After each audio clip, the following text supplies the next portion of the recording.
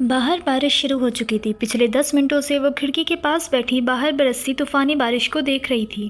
سیاہ پتھریلی صاف ستھری سڑک پر بارش کا پانی اسٹریٹ لیمپس اور بجلی کی چمک میں شفاف دکھائی دے رہا تھا، یوں جیسے کسی سمندر کی لہریں امٹ رہی ہوں۔ یہ ایک چھوٹا سا کمرہ تھا اور بہت ہی عجیب سا تھا۔ چاروں جانب دیواروں پر کارڈز اور عجیب و غریب سی تصویریں لگی تھیں۔ وہ پہلے کبھی ایسے کسی عورت یا مرد کے پاس نہیں گئی تھی جو کارڈ سے مستقبل بتاتے ہوں۔ ہاں، ٹھیک سمجھے، یہ ایک ٹیرو کا گھر تھا جو اس وقت بڑی سی میز کے دوسری جانب بیٹھی تھی اور اس کے سامنے روز بیٹھی تھی۔ کمرے میں برائے نام روشنی تھی، شاید اس پورے گھر میں بجلی ہی نہیں تھی۔ یہ مدھم سی روشنی بھی کونے میں لٹکی اس لالٹین کی تھی جس کی شمع پھڑپھڑا رہی تھی۔ کمرے میں عجیب سی بو پھیلی تھی۔ وہ کھڑکی کے پاس بیٹھی باہر سے آنے والی بارش کی ہوا اور خوشبو سے دم گھٹنے کو بچانے کی کوشش کر رہی تھی۔ وہ ٹیرو عورت دکھنے میں تھوڑی عجیب سی تھی، چھوٹے بال، پھیلی ہوئی ناک، موٹا جسم اور چھوٹا قد۔ نہ جانے وہ کیا باتیں کر رہی تھیں۔ اس نے ایک نظر ان دونوں کو دیکھا اور پھر رخ باہر کی جانب کر لیا۔ اسے پریشانی تھی کہ وہ اب فلیٹ تک کیسے پہنچے گی۔ یہاں سے فلیٹ تک کا راستہ 2 منٹ کا تھا، لیکن اس طوفانی بارش میں وہ ایک پل کے اندر پوری بھیگ جاتی۔ آؤ ایما، تم بھی ٹرائی کرو۔ وہ اسی سوچ میں سرگرداں تھی جب عقب سے روز کی آواز ابھری۔ بالکل بھی نہیں، اس نے سخت لہجے میں جواب دیا۔ یہ بس ایک کھیل ہے، اسے حقیقت مت جانو۔ اور پھر کھیل تو ہوتے ہی کھیلنے کے لیے ہیں۔ روز پرجوش تھی۔ تمہیں ٹرائی کرنا چاہیے۔ وہ اپنی جگہ سے اٹھ کھڑی ہوئی۔ مجھے اپنے فیوچر میں کوئی دلچسپی نہیں ہے، اس نے بیزاریت سے جواب دیا۔ ماضی اور حال میں تو ہوگی نا۔ اس بار اس عورت کی آواز ابھری تھی جو اپنی چھوٹی چھوٹی آنکھوں سے اسے گھور رہی تھی۔ تم ہر چیز کو اتنا سیریس کیوں لیتی ہو؟ چل کیا کرو۔ یہ روز کی ہمیشہ کی نصیحت تھی جو وہ ایما کو کرتی رہتی تھی، اور پھر نہ جانے کیوں وہ اپنی جگہ سے اٹھ کر اس کرسی پر جا بیٹھی۔ وہ عورت کتنی ہی دیر کارڈز کو اپنے ہاتھ میں لیے آگے پیچھے کر کے ان سے کھیلتی رہی، اور پھر اس نے کارڈز اکٹھے کر کے اس کے سامنے رکھ دیے۔ کارڈز الٹے رکھے تھے، اب اسے 3 کارڈز اٹھانے تھے اور ٹیبل پر الٹے ہی رکھ دینے تھے۔ اس نے جھجکتے ہوئے ایک ایک کر کے 3 کارڈز اٹھائے اور میز پر ترتیب سے الٹے رکھ دیے۔ باہر بادل زور سے گرجا تھا۔ میز کے دوسری جانب بیٹھی اس موٹی عورت نے پہلا کارڈ اٹھا کر سیدھا رکھ دیا۔ کارڈ پر ایک تصویر بنی تھی، ایک دل جو جھاڑیوں میں اٹکا ہوا تھا اور اس سے خون بہہ رہا تھا۔ ایما نے بنوئے سکیڑ کر کارڈ کو دیکھا۔ زخم، گہرے زخم، تمہارا ماضی زخموں سے بھرا ہوا ہے، اس عورت نے سنجیدہ لہجے میں کہا تھا۔ ایما نے چونک کر اسے دیکھا۔ اب اس نے دوسرا کارڈ اٹھایا اور سیدھا کر دیا۔ کارڈ پر ایک منظر تھا، ایک سمندر کا منظر، ایک بڑا سا جہاز کے تختے پر ایک لڑکی ہاتھ میں لالٹین تھامے کھڑی تھی۔ ایسا لگتا ہے کسی کی تلاش تمہیں یہاں کھینچ لائی ہے۔ ایما کو اپنا دل زور زور سے دھڑکتا محسوس ہوا تھا۔ اسے اب بارش کی آواز سنائی نہیں دے رہی تھی، بلکہ اس کا دل دھک دھک کر رہا تھا اور اسے یہ آواز صاف سنائی دے رہی تھی۔ اب ایک کارڈ بچا تھا جو اس کے مستقبل کو جھلک دکھانے والا تھا۔ ایما نے بے ساختہ خشک لبوں پر زبان پھیری۔ اب اس عورت نے تیسرا کارڈ اٹھایا اور سیدھا کر دیا۔ عجیب تھا، اس کارڈ پر کچھ بھی نہیں بنا ہوا تھا، بلکہ وہ سیاہ تھا، اندھیرا، گہرا اندھیرا۔ عورت نے جھٹکے سے کارڈ الٹ دیا اور ہڑبڑاہٹ میں اپنی جگہ سے کھڑی ہو گئی۔ ایما الجھی نظروں سے اسے دیکھ رہی تھی۔ اس نے بھی وہ سیاہی، وہ اندھیرا دیکھا تھا۔ تم لوگ اب جا سکتی ہو، میں فیس نہیں لوں گی، وہ دیوار کی جانب رخ کیے بول رہی تھیں، اور پھر بلا وجہ ہی وہاں رکھے کونے میں چھوٹی سی میز پر پڑے کارڈ الٹ پلٹ کرنے لگی۔ اس کارڈ کا کیا مطلب ہے؟ سیاہی اور اندھیرا، یہ کس چیز کو ظاہر کرتا ہے؟ اس نے پہلی بار کچھ پوچھا تھا۔ وہ عورت کچھ نہ بولی، گہری خاموشی چھائی رہی۔ مس مورسن، آپ کو بتانا چاہیے، یہ روز تھی۔ کیا تم جانتی ہو موت کی کچھ اقسام ہوتی ہیں؟ وہ پلٹی تھی، ہاتھ میں چند دوسرے کارڈ تھامے۔ وہ غور سے اسے ہی دیکھ رہی تھی، یوں جیسے اسی سے مخاطب ہو۔ جذبات کی موت، احساسات کی موت، خیالات کی موت، جسم کی موت، اور وہ سانس لینے کو رکی۔ روح کی موت۔ اس نے سر کو ہلکا سا خم دیتے کہا، جیسے اسی کو سمجھایا ہو، اور یہ موت سب سے بری موت ہوتی ہے۔ وہ کچھ دیر الجھی نظروں سے اسے دیکھتی رہی، پھر جھٹکے سے اٹھ کھڑی ہوئی۔ میرے خیال سے ہمیں چلنا چاہیے۔ وہ کھڑکی کے پاس رکھا سامان اٹھا کر دروازے کی جانب بڑھی۔ یہ چھاتا لے جاؤ، نہیں تو بھیگ جاؤ گی۔ اس نے دیوار پر لٹکا چھاتا اتار کر ان کی جانب بڑھایا، جسے روز نے تھام لیا۔ وہ دونوں کمرے سے باہر نکلیں۔ روز نے چھاتا تھام رکھا تھا، جبکہ ایما سامان تھامے اس کے ساتھ چلنے لگی۔ بارش ابھی بھی اسی رفتار سے جاری تھی۔ اچانک وہ رکی اور اس نے پلٹ کر دیکھا۔ وہ عورت ہاتھ میں لالٹین تھامے انہیں ہی دیکھ رہی تھی۔ کیا اس سیاہ کارڈ کا وہی مطلب ہے جو میں سمجھ رہی ہوں؟ اس نے نہ چاہتے ہوئے بھی پوچھ لیا تھا۔ ایک عورت سے بچ کر رہنا اور خود ایک عورت نہ بن جانا، اس عورت نے اونچی آواز میں کہا، اور پھر دروازہ بند کر لیا۔ وہ آخری نظر بہت عجیب تھی۔ قصہ گو، کیا تم نے کبھی دیکھا ہے کسی ریلوے اسٹیشن کے باہر بیٹھا وہ شخص؟ مٹی سے اٹے سرمئی بال لیے، پیشانی پر زندگی کی لکیریں کھینچے، وقت کو وقت کی قید سے آزاد کرتا وہ قصہ گو، جس کے قصے سن کر اکثر مسافر راستہ بھول جائیں، بھولے منزل پا جائیں، خاموشی باتیں کرنے لگے، اور اکثر بولتے بولتے لوگ چپ ہو جائیں۔ وہ قصہ گو کہ جس کے قصے سن کر زرد پتے بنا ہوا ہی اڑنے لگیں۔ وہ قصہ گو جس کے قصے سن کر اکثر لوگ خود ہی قصہ بن جائیں۔ میں کبھی تمہیں کسی پاگل خانے میں قید نظر آئی تو جان لینا اس کی وجہ تم ہوگے۔ جانے کیسے الفاظ تھے جو فضا میں نقش ہو کر رہ گئے۔ وقت ان لفظوں کو تھامے سست رفتاری سے گزر رہا تھا۔ کچھ یادیں، کچھ باتیں انمٹے نقوش چھوڑ جاتی ہیں۔ یہ الفاظ بھی کچھ ایسے ہی تھے، بالکل ویسے جیسے کسی نے مردوں کے زندہ ہونے کے دن بھی نہ ملنے کی قسم کھائی تھی، بالکل ویسے ہی جو درد اور تکلیف کی آخری حد پر آ کر بولے گئے ہوں۔ سننے والے نے تب ان پر توجہ نہ دی، اور پھر وقت نے اس بے قدری کا بدلہ لیا۔ ٹرین کے رکنے پر اسے جھٹکا لگا اور اس نے دھیرے سے آنکھیں کھول دیں۔ اب ٹرین کے ہارن کی آواز سنائی دے رہی تھی۔ 7:15 ہو رہے تھے۔ باہر شام نے اپنے پر پھیلا دیے تھے۔ اس وقت ٹرین لاہور کینٹ اسٹیشن پر رکی تھی۔ لوگ تیزی سے ٹرین میں چڑھ رہے تھے اور کچھ مسافر اتر رہے تھے، کیونکہ وہ اپنی منزل پر پہنچ چکے تھے۔ ٹرین یہاں صرف 2 منٹ کے لیے رکی تھی۔ اس نے شال کو اپنے گرد لپیٹا اور سیٹ سے پشت ٹکا لی۔ کچھ لمحے اسٹیشن پر بیٹھے لوگوں کو دیکھتے رہا اور پھر سے آنکھیں موند لیں۔ کیا میں یہاں بیٹھ سکتی ہوں؟ ایک نسوانی آواز اس کی سماعت سے ٹکرائی تھی۔ اس کا پورا کیبن خالی تھا۔ وہ اکیلا ہی اب تک کا سفر طے کر کے آیا تھا، لیکن اب کسی لڑکی کی موجودگی غیر متوقع تھی، خاص طور پر ایسے لمحات میں جب اس کے تصور کے پردے پر کوئی پورے حق سے براجمان تھی۔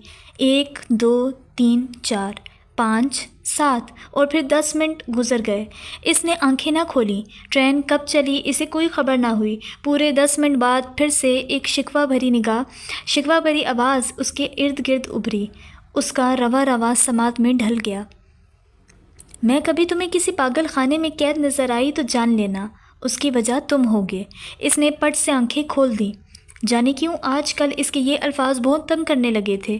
وہ جب بھی آنکھیں بند کرتا تھا وہ سامنے آ جاتی تھی، بڑی بڑی سیاہ آنکھوں میں آنسو لیے۔ وہ اسے ہی دیکھ رہی ہوتی تھی۔ وہ اب اسے بہت تنگ کرنے لگی تھی۔ کچھ دیر وہ خالی نظروں سے کھڑکی کے اس پار تیزی سے پیچھے گزرتے نظاروں کو دیکھتا رہا، اور پھر اس نے جیب سے سگریٹ نکال کر جلا لی۔ دھوئیں کے مرغولے ہواؤں میں اڑنے لگے تھے۔ تب اسے خیال آیا کہ اس نے کسی لڑکی کی آواز سنی تھی، پر اس کا کیبن خالی تھا، وہاں کوئی لڑکی نہیں تھی۔ یہ اس کا وہم تھا یا حقیقت، وہ فرق نہ کر پایا۔ سگریٹ پھونکنے کے بعد اس نے پھر سے آنکھیں موند لیں۔ وہ کہاں جا رہا تھا وہ خود نہیں جانتا تھا۔ اس کا ذہن بار گزرتے نظاروں کی طرح ماضی کی بھول بھلیوں میں بھٹکنے لگا تھا۔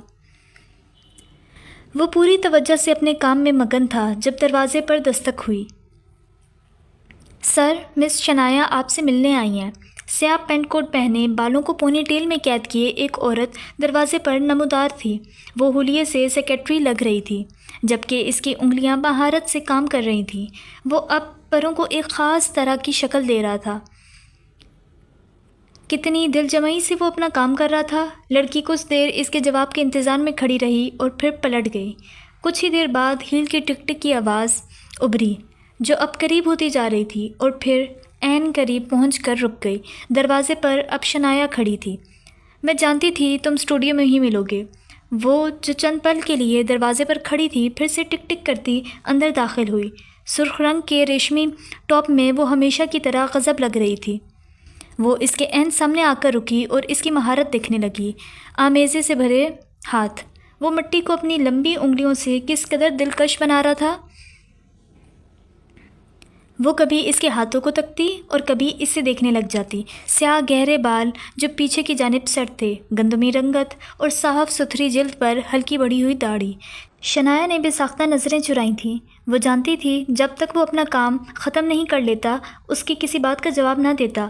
اس نے کندھے پر لٹکا بیگ میز پر رکھا اور ہولے سے بڑبڑائی، اے کورس! گرتے ہی ہنس پڑا۔ پیچھے کی جانب سر گراتے ہوئے وہ ہواؤں میں چلایا۔ اب وہ اس کے ارد گرد گھومنے لگی تھی اور ساتھ فیونا کی ایکورس کے بارے میں لکھی گئی وہ یادگار نظم پڑھنے لگی تھی۔ اس نے اپنے بازو پھیلا دیے۔ وہ ہنستا رہا۔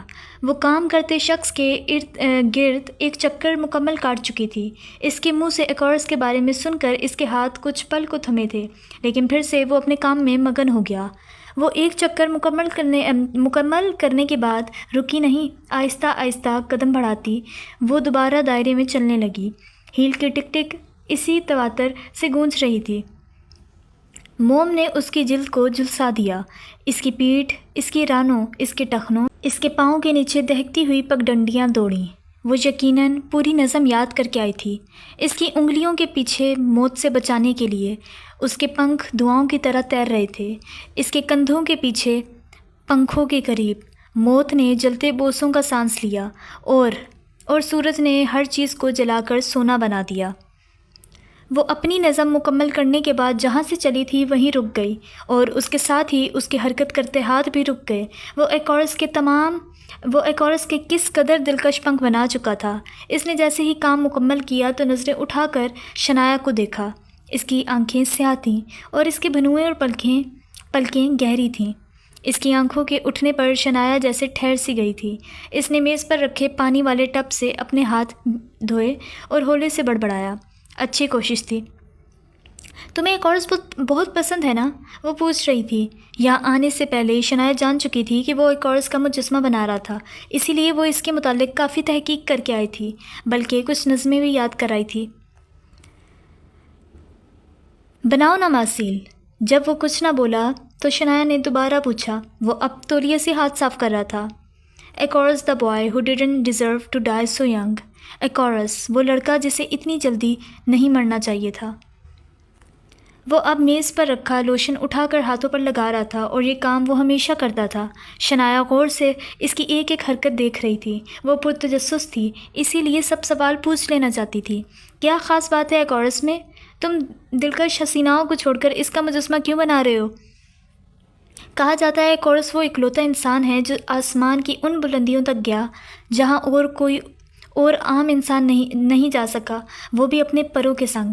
اس نے پھر سے ایکورس کے مجسمے کو دیکھتے ہوئے جواب دیا۔ اس کا پورا اسٹوڈیو مجسموں سے بھرا ہوا تھا، خوبصورت، پرکشش اور عجیب و غریب مجسمے۔ وہ ماسیل تھا، ایک بت ساز، اور اسے خاص مجسمے بنانے کا شوق تھا۔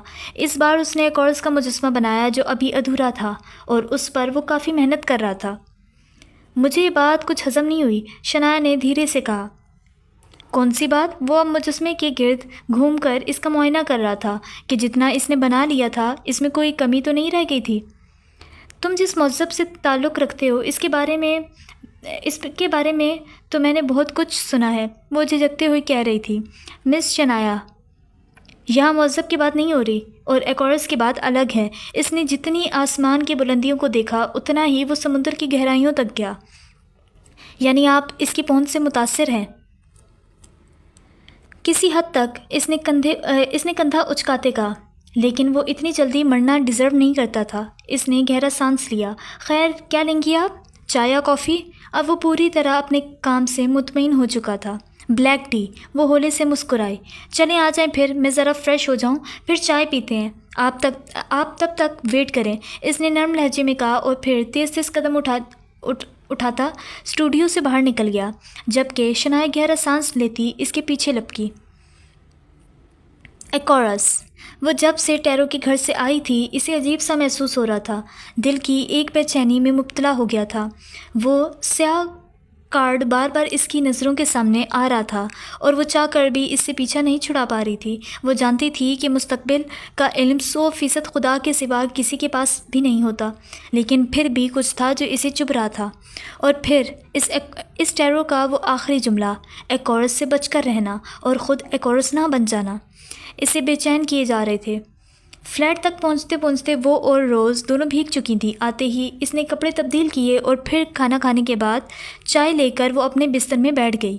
اب اسے ایکورس کے متعلق جاننا تھا۔ اس نے یہ لفظ پہلی بار سنا تھا۔ برسات کا موسم شروع ہو چکا تھا، بارش وقفے وقفے سے تیزی سے جاری تھی، اور پھر اس نے روز سے لیپ ٹاپ لیا اور ریسرچ کرنے بیٹھ گئی۔ ایکورس کا نام گوگل پر ڈالتے ہی اس کے سامنے اسکرین پر بہت کچھ ابھرا تھا۔ اس نے 20 منٹ تک ریسرچ کی، جس کا خلاصہ کچھ یوں نکلا تھا کہ ایکورس یونانی اساطیر میں ایک کاریگر کا بیٹا تھا جس کا نام ڈیڈلس تھا، اور اس کاریگر نے بھول بھلیاں کو تخلیق کیا تھا۔ کہا جاتا ہے وہ دونوں باپ بیٹا ایک جزیرے پر قید تھے۔ بادشاہ انہیں جزیرے سے باہر جانے نہیں دیتا تھا۔ ڈیڈلس نے اپنی کاریگری اور مہارت کو استعمال کرتے ہوئے پروں اور موم کو استعمال کرتے ہوئے پنکھوں کے 2 سیٹ بنائے۔ وہ انہوں نے اس جزیرے سے بھاگنے کے لیے بنائے تھے، لیکن اس نے اپنے بیٹے کو نصیحت کی کہ پنکھ لگانے کے بعد وہ زیادہ اونچا نہ اڑے اور نہ سمندر کی سطح تک نیچے جائے۔ لیکن ایکورس نے اپنے باپ کی بات نہیں مانی۔ وہ اڑا اتنا اونچا اڑا کہ سورج کے قریب پہنچ گیا۔ سورج کی تپش سے موم پگھل گئی اور وہ گرتا چلا گیا، سمندر میں گرا اور پھر ڈوب گیا۔ سورج کی تپش نے ایکورس کے پنکھوں میں موجود موم کو پگھلا دیا اور وہ گرتا چلا گیا۔ وہ سمندر میں گرا اور ڈوب گیا، وہ کبھی نہ ابھر پایا۔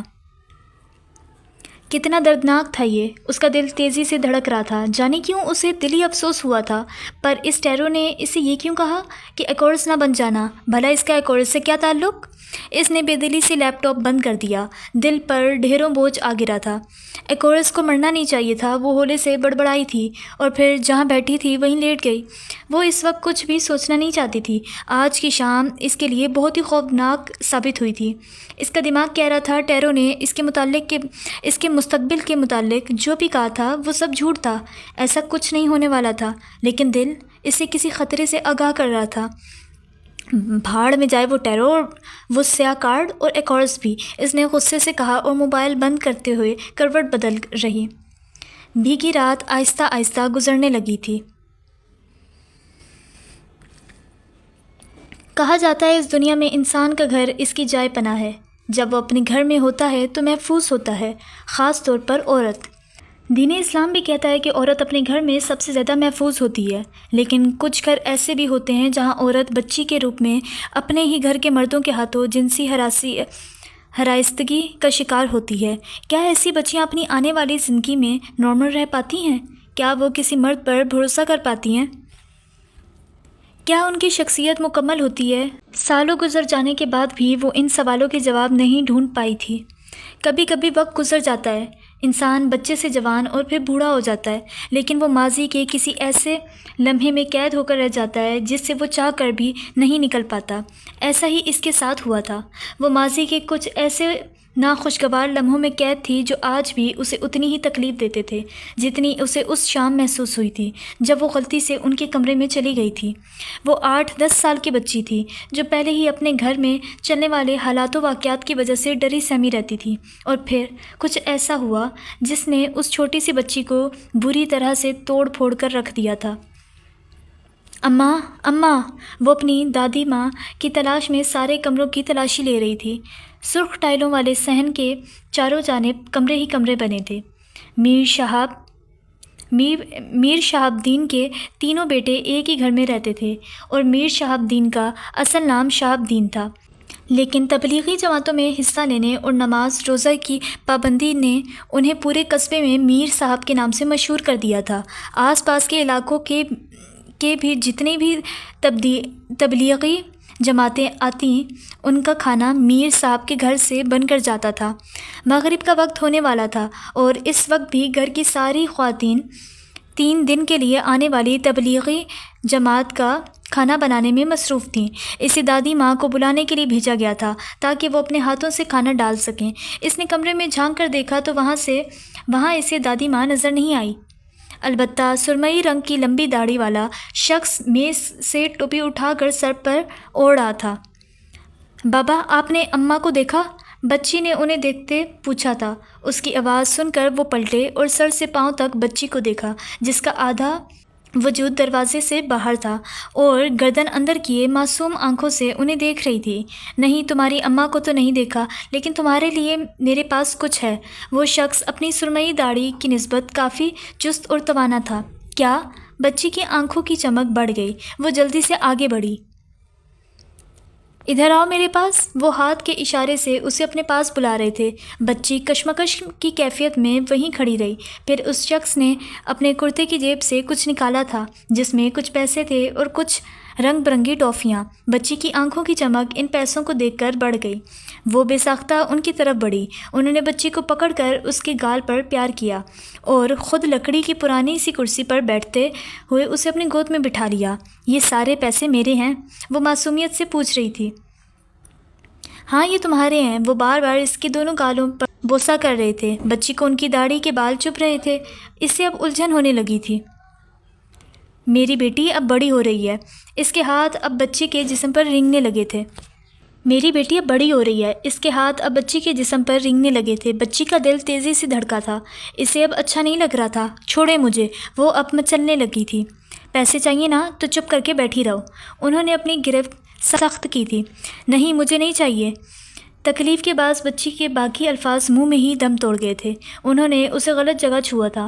بچی تڑپ اٹھی تھی۔ تبھی باہر قدموں کی آہٹ کی آواز ابھری اور اس شخص نے بچی کو گود سے اتارا اور فٹافٹ کھڑے ہو گئے۔ اس نے بچی کے ہاتھ میں وہ پیسے تھمائے اور اسے جانے کا اشارہ کیا، اور وہ بچی کو سمجھ نہیں آیا تھا اس کے ساتھ کیا ہوا تھا۔ وہ زد پڑ چکی تھی۔ پھر وہ بنا کچھ سوچے وہاں سے بھاگی تھی۔ وہ سب کی نظروں سے چھپتی اپنے کمرے تک پہنچی اور دروازہ بند کر لیا۔ اس نے ہاتھ میں پکڑے ان پیسوں کو دیکھا اور پھر انہیں نفرت سے نیچے پھینک دیا۔ باہر قدموں کی آوازیں ابھر رہی تھیں۔ وہ ڈر کر کمرے میں رکھے مصری نما بیڈ کے نیچے چھپ گئی اور پھر بنا آواز رونے لگی۔ وہ جانے کتنی دیر وہاں چھپی روتی رہی تھی۔ اس کی دبی دبی سی معصوم سسکیاں کمرے میں گونجتی رہی تھیں۔ وہ نہیں جانتی تھی اس کے ساتھ کیا ہوا تھا، لیکن اسے بالکل اچھا نہیں لگ رہا تھا۔ مغرب کی اذانیں شروع ہو چکی تھیں اور وہ شخص اب ٹوپی اوڑھے مسجد کی جانب بڑھ گیا تھا۔ ایمان، ایمان! اس کے نام کی پکار سماعت سے ٹکرا رہی تھی۔ اٹھ جاؤ، تائی امی کہہ رہی ہیں عصر کا وقت ہو گیا ہے، تمہیں اٹھا دوں۔ اب مہربانو اسے کندھے سے پکڑ کر ہلا رہی تھی۔ جیسے ہی مہربانو نے اسے چھوا وہ ایک جھٹکے سے اٹھ بیٹھی۔ اس کا دل تیزی سے دھڑک رہا تھا، چہرے پر خوف تھا جبکہ جسم پسینے سے شرابور تھا۔ کیا ہوا تمہیں؟ تم ٹھیک ہو؟ مہربانو نے اس کی حالت دیکھتے پوچھا۔ وہ کچھ پھٹی پھٹی نظروں سے ارد گرد دیکھتی رہی اور جب اسے یقین ہو گیا کہ وہ خواب تھا تو اس نے گہرا سانس لیا اور اپنے جسم کو ڈھیلا چھوڑ دیا۔ دل ابھی تک تیزی سے دھڑک رہا تھا۔ اس نے بے ساختہ چھت پر لگے پنکھے کو دیکھا جس کے پر ہولے ہولے گھوم رہے تھے۔ یہ پنکھے کو کیا ہوا؟ اتنا آہستہ کیوں چل رہا ہے؟ دماغ میں کچھ چبھا تھا۔ اس سے بلا وجہ ہی غصہ آ گیا تھا۔ چہرے کے تاثرات تن سے گئے تھے۔ پتہ نہیں بجلی کا کوئی ایشو ہوا ہے، وقار چیک کر رہا ہے۔ وہ اب اپنا فون چارجر پر لگا رہی تھی۔ ایمان نے ایک گہرا سانس لیا اور بستر سے اتر آئی۔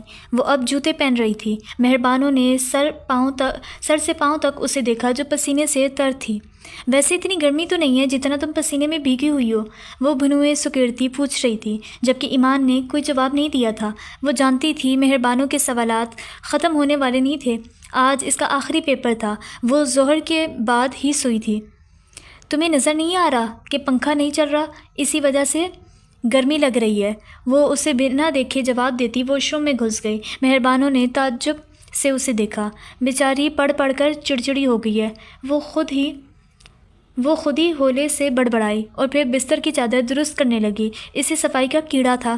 ارے یاد آیا، نماز پڑھ کر اوپر آ جانا، آج موسم بہت اچھا ہے، ٹھنڈی ہوائیں چل رہی ہیں، بادل بھی ہیں، شاید بارش ہو جائے۔ وہ اسے اطلاع دیتی جا چکی تھی، جبکہ ایمان نے واش روم میں واش بیسن کے پاس آئینے کے سامنے کھڑی رہی تھی۔ وہ دونوں ہاتھوں میں پانی بھر بھر کر منہ پر گرا رہی تھی۔ پھر وہ رکی اور آئینے میں خود کو دیکھنے لگی۔ اس کی آنکھیں سرخ ہو چکی تھیں۔ وہ دیکھتی رہی اور پھر ایک آنسو اس کی پلکوں کی باڑ توڑتا گال پر پھسلتا چلا گیا۔ آنسوؤں کا نمکین پانی اس پانی میں گھل مل گیا تھا جس سے وہ اپنا چہرہ دھو رہی تھی، لیکن آئینہ جھوٹ نہیں بولتا، وہ اس کی روتی آنکھوں کا ثبوت پیش کر رہا تھا۔ جانے کتنی دیر وہ بنا آواز روتی رہی اور پھر شاور لینے کے بعد وہ عصر کی نماز پڑھ کر اوپر چلی آئی۔ موسم واقعی اچھا تھا۔ تازہ ہوا جب اس کے وجود سے ٹکرائی تو اسے سکون محسوس ہوا تھا۔ اس کے گھر کی چھت کافی بڑی تھی، چاروں جانب 4 دیواری تھی۔ چھت پر ایک جانب وقار کا پورشن تھا جہاں وہ اور اس کی بیوی رہتے تھے، جبکہ باقی حصہ فری تھا جہاں گھر کے بچے سارا دن ادھم مچاتے تھے۔ سمیہ بھابھی نے اپنے پورشن میں پودے لگائے ہوئے تھے۔ ان کا گھر مین روڈ پر تھا جہاں سے آتی جاتی گاڑیاں نظر آتی تھیں۔ ابھی پیپر کیسا ہوا؟ یہ حمیزہ تھی جو ایمان سے 5 سال چھوٹی تھی۔ اچھا ہو گیا، اس نے بس 2 لفظی جواب دیا۔ وہ موسم کی ٹھنڈک کو اپنے اندر اتار لینا چاہتی تھی۔ کچھ دیر پہلے تک اس کا وجود جل رہا تھا، لیکن نماز اور اب ٹھنڈی ہواؤں نے جیسے مرہم رکھ دیا تھا۔ آپی، آپ کی آنکھوں کو کیا ہوا ہے؟ وہ اس کی سوجی سوجی آنکھوں کو دیکھ کر پوچھ رہی تھی۔ زیادہ سوئی ہوں شاید، وہ نظریں چراتے بس اتنا ہی کہہ پائی۔ چائے لاؤں آپ کے لیے؟ حمیزہ ایمان سے بہت زیادہ اٹیچ تھی، تبھی بار بار فکر مندی سے پوچھ رہی تھی۔ ہاں لے آؤ، کوئی سردرد کی دوا ہو تو وہ بھی لے آنا، ایمان نے کہا تو وہ سر ہلاتی چلی گئی، جبکہ ایمان اب سمیہ بھابھی کے لگائے گئے پودوں کے قریب آ کر کھڑی ہو گئی تھی۔ سمیہ بھابھی آج کل اپنے مائکے گئی ہوئی تھیں، اسی لیے وہ بے فکری سے وہاں گھوم رہے تھے۔ تمہارے پریکٹیکل کب ختم ہوں گے؟ مہربانوں نے ایمان سے پوچھا، جو موتی کے پودے پر جھکی اس پر لگے ایک چھوٹے سے سفید پھول کو سونگھنے کی کوشش کر رہی تھی۔ گرمی کے باعث وہ پھول مرجھا گیا۔ اسے یاد تھا یہ پودا اس نے سمیہ بھابھی سے کہہ کر رکھوایا تھا۔ اسے پھولوں میں سفید پھول پسند تھے اور خوشبوؤں میں چنبیلی کی خوشبو۔ ابھی آج تو پیپر اینڈ ہوئے ہیں، اگلے مہینے پریکٹیکل ہو جائیں گے، اس کے بعد رزلٹ تک فری۔ ایمان نے اپنے بالوں کو کان کے پیچھے اڑستے کہا جو ہوا چلنے کے باعث اڑ رہے تھے، اور اس کے بعد اگلا سوال ابھرا۔ ابھی سوچا نہیں، پڑھنا چاہتی ہوں، اس نے ہولے سے جواب دیا، اور تبھی سیڑھیاں پھلانگتی حمیزہ وہاں آئی تھی۔ اس کے ہاتھ میں ایمان کا موبائل تھا۔ یہ آپ کا فون بج رہا تھا، وہ پھولی سانسوں کے ساتھ اسے فون تھماتے بولی۔ ایمان نے فون پکڑا تو اس کی دوست بینش کی کال تھی۔ السلام علیکم، اس نے فون اٹھایا۔ وعلیکم السلام۔ ایمان، تمہارا پارسل آ گیا ہے جس کا تمہیں بے صبری سے انتظار تھا، میں نے ڈرائیور کے ہاتھ بھیجا ہے، تم دیکھ لینا۔ ابھی مجھے ماما کے ساتھ جانا ہے، میں شام میں بات کروں گی۔ اور دوسری بات یہ، تمہارا برتھ ڈے گفٹ ہے، اس کی پیمنٹ تم نہیں بھیجو گی مجھے۔ اوکے بائے، رات میں کرتے ہیں بات۔ وہ تیز تیز بولتی فون بند کر چکی تھی، جبکہ پارسل کا سن کر ایمان کا رواں کھڑا ہو چکا تھا۔ ہاتھ بلا وجہ ہی کانپنے لگے تھے، چہرے کی رنگت بدل گئی تھی۔ کیا ہوا، تم ٹھیک ہو نا؟ مہربانوں نے اس کی حالت دیکھتے پوچھا۔ تبھی نیچے گاڑی کے ہارن کی آواز سنائی دی تھی۔ ایمان نے بھاگ کر نیچے دیکھا تو بنش کا ڈرائیور گیٹ کے باہر کھڑا تھا۔ سارم، جاؤ نیچے، انکل ایک پارسل لائے ہیں، ان سے لے کر آؤ۔ اس نے 10 سالہ سارم کو بھیجا تھا اور خود دھڑکتے دل کے ساتھ انتظار کرنے لگی تھی۔ ہوا کیا ہے، کچھ ہمیں بھی بتا دو۔ مہربانوں سے صبر نہیں ہوا تھا، اسی لیے پوچھ لیا۔ صبر کرو، خود ہی دیکھ لینا۔ اس کی حالت عجیب ہو گئی تھی۔ کچھ دیر بعد سارم پارسل اٹھائے اوپر آیا تھا۔ ایمان نے کانپتے ہاتھوں سے پارسل تھاما تھا اور پھر وہ وہیں بارش میں بیٹھ گئی۔ مہربانوں، حمیزہ اور باقی سارے بچے اس کے ارد گرد جمع ہو گئے تھے۔ سب دیکھنا چاہتے تھے اس میں ایسا کیا تھا۔ ایمان نے پارسل کو کھولا اور اندر سے جو نکلا تھا اسے دیکھ کر اس کی آنکھیں بھر آئیں۔ یہ ایک بیگ تھا جس پر اسٹائلش سا RJ لکھا تھا اور اس کے ساتھ چھوٹا سا ٹیڈی بیئر لٹکا تھا، اس پر بھی RJ مینشن تھا۔ بیگ کے نچلے کونے پر کچھ لکھا تھا، میڈ بائی ایلف۔ ایمان نے کانپتے ہاتھوں سے RJ نام کو چھوا تھا۔ دل عجیب سی کیفیت میں مبتلا ہو گیا تھا، آنکھوں میں نمی اتر آئی تھی۔ ایمان نے اس بیگ کو سینے سے لگا لیا۔ بچوں کی دلچسپی کی کوئی چیز نہیں نکلی تھی، وہ سب واپس پلٹ گئے۔ بادل جو آسمان کو گھیر چکے تھے وہ اب برسنا شروع ہو چکے تھے۔ یہ لڑکی پاگل ہے، مہربانو اس کی حالت پر مسکرائی تھی اور پھر نیچے چلی گئی، جبکہ حمیزہ خوشی کے اس موقع پر پہلے ہی چائے رکھائی تھی اور اب لینے گئی تھی۔ بارشوں کا آر جے سے گہرا تعلق تھا، اور ابھی بھی جیسے ہی آر جے کا نام آیا تھا بارش نے ہولے ہولے برسنا شروع کیا۔ پہلی بوند جب ایمان کے ہاتھ پر گری تو اس نے سر اٹھا کر آسمان کو دیکھا۔ بارشیں یوں اچانک ہوئیں۔ آر جے کا جملہ جو اکثر وہ بارشوں میں گنگناتا تھا اسے سنائی دیا۔ اس کی آنکھوں میں تشکر کے جذبات تھے۔ تھوڑی دیر پہلے والی چبھن، تکلیف اور درد وہ سب بھول چکی تھی۔ ہاں، وہ ایمان بنت عبداللہ تھی جو آر جے کی بہت بڑی فین تھی اور روحان جبیل سے عقیدت رکھتی تھی۔ تجھ پہ اٹھی ہیں وہ کھوئی ہوئی ساحر آنکھیں، تجھ کو معلوم ہے کہ عمر گوا دی ہم نے۔ وہ دھپ سے سیٹ پر بیٹھ گئی تھی۔ یہ گرنے والا انداز تھا، وہ اپنے ہوش و حواس میں نہیں تھی۔ دل ابھی تک تیزی سے دھڑک رہا تھا، کیسے پسلیاں توڑ کر باہر آ جائے گا۔ اسے یقین نہیں آ رہا تھا جسے وہ ابھی دیکھ کر آئی تھی وہ وہی تھا جس کی تلاش میں وہ گھر سے نکل آئی تھی۔ وہ اپنے فائنل سیمسٹر کے فائنل ایگزامز چھوڑ آئی تھی۔ کئی لمحے وہ یوں ہی گمسم بیٹھی رہی، پھر اس نے اپنے بیگ سے ایک چھوٹا سا ٹیپ ریکارڈر نکالا، خشک لبوں پر زبان پھیری اور اسے آن کر دیا۔ اس کے بعد اس نے ہولے ہولے بولنا شروع کیا۔ مجھے یقین نہیں ہو رہا کہ میں نے اسے دیکھا ہے، اس شخص کو جس کی میں دنیا میں شاید سب سے بڑی فین ہوں، اس کے شاہکاروں کی، اس کی تخلیق کی، اور سب سے بڑھ کر اس کی ذات کی۔ میں نے جب دیکھا تو میرا دل زور سے دھڑکا۔ میں نے کہا تھا میں اسے پہچان لوں گی، اور آج سینکڑوں لوگوں کی بھیڑ میں نے اسے پہچان لیا۔ وہ آنکھیں بند کیے بیٹھا تھا۔ دل کیا اور ابھی اس کے پاس بیٹھ جاؤں اور وہ کہانی سنوں جس نے اسے بدل دیا، وہ کہانی سنوں جس کی وجہ سے وہ جگہ جگہ بھٹک رہا ہے۔ دل کر رہا تھا جلدی سے اس لڑکی کا نام پوچھوں، اس ذات کے بارے میں جانوں جس کا جوگ لیے وہ جوگی جیسا روپ دھارے بیٹھا تھا۔ کسی قصہ گو کی مانند وہ مجھے بت سازوں کا وہ قصہ سنائے جسے سننے کو میں بےتاب ہوں۔ لیکن اس نے آنکھیں ہی نہیں کھولیں اور مجھے لگا تھا میں مزید اس کے سامنے کھڑی رہی تو گر جاؤں گی، اس لیے میں پلٹ آئی۔ میں کچھ دیر بعد پھر جاؤں گی، پھر پوچھوں گی، اور میں اب یہ سفر اسی شخص کے ساتھ کروں گی۔ You know what? وہ رف ہولیے میں ہر منظر کو مات دینے کی طاقت رکھتا ہے۔ وہ چپ ہو گئی کیونکہ الفاظ ہی ختم ہو گئے تھے۔ اس نے ٹیپ ریکارڈر بند کر دیا اور سیٹ سے ٹیک لگا لی۔ ٹرین اب لاہور جنکشن اسٹیشن سے نکل چکی تھی۔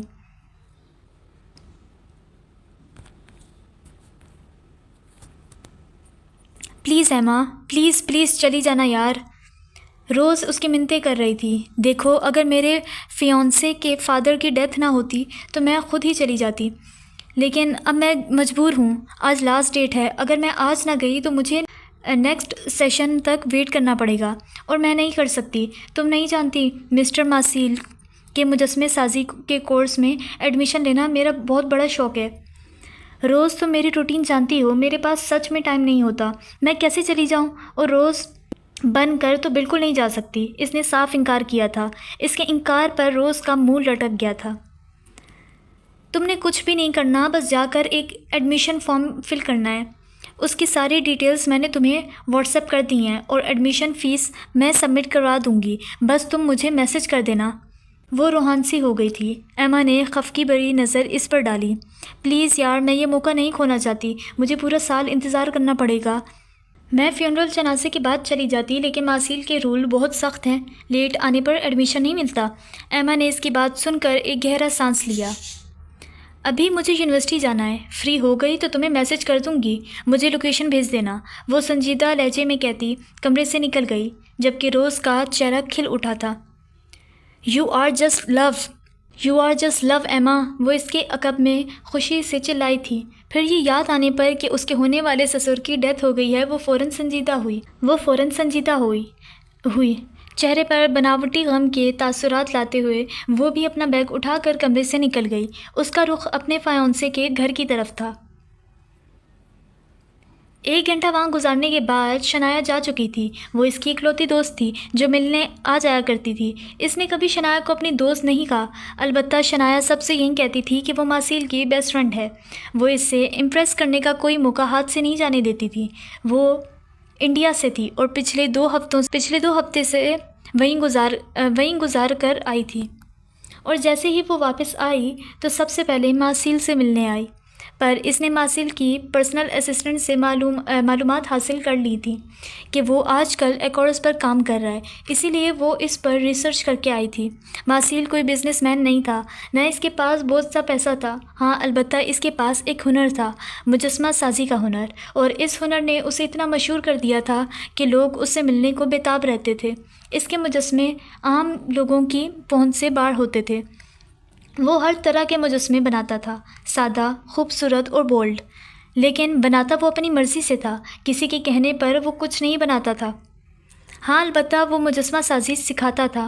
اس کا ایک انسٹیٹیوٹ تھا جو ماسیل کے نام سے مشہور تھا، اسی لیے سب اسے ماسیل ہی بلاتے تھے، اور انسٹیٹیوٹ کے معاملات کو سنبھالنے کے لیے اس نے ایک اسسٹنٹ رکھی ہوئی تھی جس کا نام مارتھا تھا۔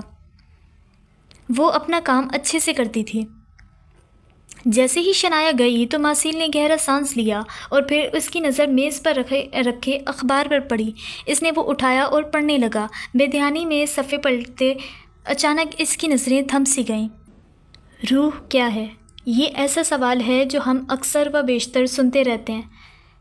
اس کے ساتھ ہی کہیں نہ کہیں یہ سوال ہمارے شعور لاشعور میں پنپتا رہتا ہے، لیکن ہم اس کا کوئی ایسا مؤثر جواب نہیں ڈھونڈ پاتے جو ہمارے اندر کے ملحد کو مطمئن کر سکے۔ جی ہاں، ہمارے اندر کا ملحد۔ وہ بے ساختہ پڑھتا چلا گیا۔ ایسی چیزوں میں اسے ویسے بھی دلچسپی تھی۔ یہاں کرتبہ اور غرناغہ کی گلیوں میں گھومتے پھرتے اکثر یہ سوال میرے ذہن سے ٹکرایا تو میں نے خود سے کہا کہ روح اللہ کا امر ہے، لیکن میرا نفس جو کبھی میرا دوست بن جاتا ہے تو کبھی میرا دشمن۔ اس نے جواب دیا، نہیں، کچھ اور جواب دو۔ آج کی دنیا کی سائنس اس بارے میں کیا کہتی ہے؟ وہ بضد رہا اور میں سوچتی گئی۔ تمہیں کیا لگتا ہے تم اس دنیا میں کب سے ہو؟ میں نے اپنے اندر کے ملحد سے پوچھا۔ میں تو ہمیشہ سے ہوں۔ یہ تو تمہارا مہذب ہے جو جینے اور مرنے کا ایک وقت متعین کیے بیٹھا ہے۔ اس نے کہکا لگایا۔ تمہارا خدا کہتا ہے میں نے انسان کو مٹی، پانی اور بہت سے اجزاء کے میلاب سے بنایا ہے، اور یقیناً یہ اجزاء کائنات سے لیے گئے ہیں۔ تم سائنس کی طالبہ ہو، تم جانتی ہو یہ اجزاء اس کائنات میں برسوں سے موجود ہیں، اور انسان کے مرنے کے بعد بھی اس کا جسم مٹی بن کر اسی دنیا میں رہ جائے گا، یعنی انسان کا وجود کبھی ختم نہیں ہو سکتا۔ وہ صدیوں پہلے سے کائنات میں موجود ہے اور آخری دن تک موجود رہے گا۔ اس نے تاش کا بڑا پتا پھینکا تھا۔ میں ہولے سے مسکرا دی۔ تم نے ٹھیک کہا، تم کائنات میں صدیوں سے موجود ہو، لیکن تم نے صدیوں پہلے کے وقت کو نہیں دیکھا۔ تم نہیں جانتے سن 1200 میں دنیا کیسی دکھتی تھی۔ کیا تم جانتے ہو؟ کیا تم نے اپنی آنکھوں سے صدیوں پہلے کی کائنات کو دیکھ رکھا ہے؟ اور کیا جب تمہاری آنکھیں بند کر دی جائیں گی، تمہارے محسوسات کو چھین لیا جائے گا، تب بھی صدیوں بعد کی کائنات کو دیکھ پاؤ گے؟ تمہارے اجزاء کائنات میں پہلے سے موجود تھے، پھر یہ خود بخود کیوں نہیں جڑ گئے؟ یہ شعور تمہیں ابھی ہی کیوں ملا اور کہاں سے ملا؟ میں نے بھی کچھ ایسے سوال کیے۔ وہ تذبذب کا شکار سا نظر آیا۔ تم اجزاء کو جوڑ کر انسان کو جو ایک انفرادی وجود دیا گیا ہے، اس کے اندر جو یہ شعور لایا گیا ہے، اس کی آنکھ جو کائنات کو دیکھ سکتی ہے، جو سالوں سے اس کائنات میں وجود رکھنے کے بعد نہیں دیکھ پاتی تھی، یہی تو روح ہے۔ اسے ہی تو خدا نے روح کا نام دیا ہے، اسے ہی تو اللہ کا امر کہا گیا ہے۔ اللہ نے کہا ہو جا، سب ہوتا گیا، اجزاء ملتے گئے، جسم بنتا گیا، اور پھر شعور دیا گیا۔ سب کچھ دیکھنے سمجھنے کی صلاحیت کائنات کے ان اجزاء کے پاس نہیں تھی، یہ تو ہم میں پھونکی گئی ہے۔ جو صلاحیت پھونکی گئی ہے وہی تو روح ہے، اور جس دن اس روح کو نکال لیا جائے گا سب پہلے جیسا ہو جائے گا۔ نہ تم دیکھ پاؤ گے، نہ سن پاؤ گے، نہ محسوس کر پاؤ گے۔ مجھے محسوس ہو رہا تھا میرا چہرہ شدت جذبات سے سرخ پڑ چکا تھا، میری آنکھوں میں عجیب سا جلال اتر آیا تھا، میرے جسم کا روم اس ملحد کے سامنے ڈٹ کر کھڑا ہو گیا تھا۔ اور کہہ رہا تھا تم مجھے بہکاؤ گے؟ تم؟ ارے جاؤ، تم تو خود بہکے ہوئے ہو۔ اس ملحد کا مکروہ چہرہ بھینج سا گیا تھا۔ اور کیا کہا تم نے؟ تم اس کائنات میں پیدا ہونے سے بہت پہلے سے ہو، تم بھول رہے ہو۔ یہ بھی میرے خدا کی مہربانی ہے، اس نے ہمارے اصل کو، جو ہمارا روحانی وجود یعنی ہماری روح ہے، بہت پہلے پیدا کر دیا تھا۔ اور پھر فرمایا، ترجمہ، جہاں وہ ہمیشہ رہیں گے۔ ہمارا اصل وجود کبھی نہیں مرنے والا، کیونکہ وہ اللہ کا امر ہے، اور وہی روح ہے جو ہمیشہ سے ہے، ہمیشہ رہے گی۔ میں مزید بھی کچھ کہنا چاہتی تھی، لیکن وہ مکروہ چہرے والا مرد مجھے غصے سے گھورتا بھاگ گیا تھا۔ اس کے جانے کے بعد میں نے سکون کا سانس لیا اور خدا کا شکر ادا کیا۔ بے شک یہ شیطان ہی ہے جو ایک انسان کے دل میں وسوسے ڈالتا ہے، یعنی ہمارے نفس میں سرایت کر کے ہمارے اندر کے ملحد کی شکل اختیار کر لیتا ہے، اور خدا ہی ہے جو ہمیں شیطان کی پناہ سے محفوظ رکھتا ہے، اور اس کے لیے خدا پر کامل یقین ہونا ضروری ہے۔ کالم نگار ایمان بنت عبداللہ۔ ماسیل نے وہ کالم کسی ٹرانس کی کیفیت میں پڑھا تھا، اور پھر اس نے اخبار بند کر کے رکھ دیا۔ کون تھی ایمان بنت عبداللہ وہ نہیں جانتا تھا، لیکن ماسیل نے اعتراف کیا تھا وہ لڑکی تھی، شاید وہی تھی جو اس کے انٹلیکچوئل سوالوں کا جواب دے پاتی، اس کے اندر کے ملحد کو بھگانے میں مدد کرتی۔ ایمان بنت عبداللہ، تم مجھے کہاں مل سکتی ہو؟ اس نے گہرا سانس فضا میں خارج کیا تھا۔ اس سوال کا جواب تو اس کے پاس بھی نہیں تھا۔ وہ 5-6 سال کا بچہ تھا جو فٹ بال تھامے سیڑھیوں سے اتر رہا تھا، لیکن پہلی سیڑھی پر قدم رکھتے ہی اس کا پاؤں پھسلا اور وہ سیڑھیوں سے گرتا چلا گیا۔ زمین تک پہنچتے پہنچتے اس کا سر پھٹ چکا تھا، جس سے خون بہنے لگا تھا۔ گرنے کے کچھ لمحوں تک وہ بچہ ویسے لیٹا رہا جیسے گرا تھا۔ اسے کچھ سمجھ نہیں آیا تھا اس کے ساتھ کیا ہوا تھا۔ پھر وہ بنا روئے اٹھا اور اپنا فٹ بال اٹھا لیا۔ اسے اپنے چہرے پر کوئی گرم چیز پھسلتی محسوس ہوئی تھی۔ اس نے ہاتھ لگا کر دیکھا تو وہ خون تھا جو بہتا ہی چلا جا رہا تھا۔ خون دیکھ کر وہ گھبرایا، لیکن پھر بنا روئے وہ اپنی ماما کو آوازیں دیتا کچن کی جانب بھاگا۔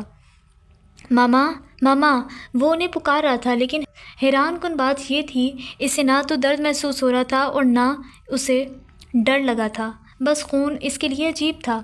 اس کی ماں اس کی پکار پر باہر آئی، پر جیسے ہی اس نے بچے کے سر سے خون نکلتا دیکھا، وہ تڑپ کر اپنے بیٹے کی جانب بڑھی۔ اس نے اپنا دوپٹہ اس کے سر پر رکھا اور وہ اسے اٹھا کر باہر کی جانب بھاگی۔ باہر ڈرائیور موجود تھا، وہ بھی بچے کو دیکھ کر گھبرا گیا۔ کچھ دیر وہ بچہ اپنی ماں کے ہمراہ ہاسپٹل میں موجود تھا۔ ڈاکٹر بچے کی مرہم پٹی کر رہے تھے۔